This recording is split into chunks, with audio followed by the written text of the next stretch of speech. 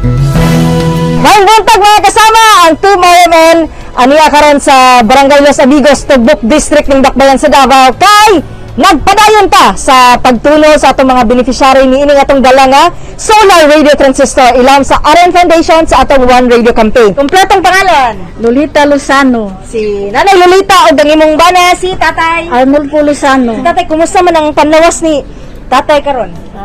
Lagit ko anon piang ko na siya. Problema anin niya. Ikabiyaan kay magduka man. So kamo-kamo ra diri sa kuan. Kami rin duha. Sige, di na namo lang ano, ituno na namo ang regalo sa RN Foundation te ato ang solar radio transistor. Kasi ba ka importante sa inyong duha ang radyo?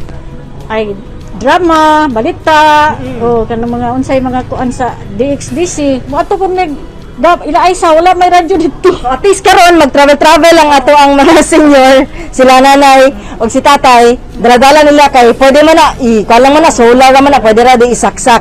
Sige, congratulations ug Happy New Year nanay and tatay dinhi karon sa Los Amigos ning Dakbayan sa Davao mga kasama. Kauban si Radyoman Iring Lumusbog alang sa atong One Radio campaign. Kini si Radyoman ay Miguelita, Tatak RMN.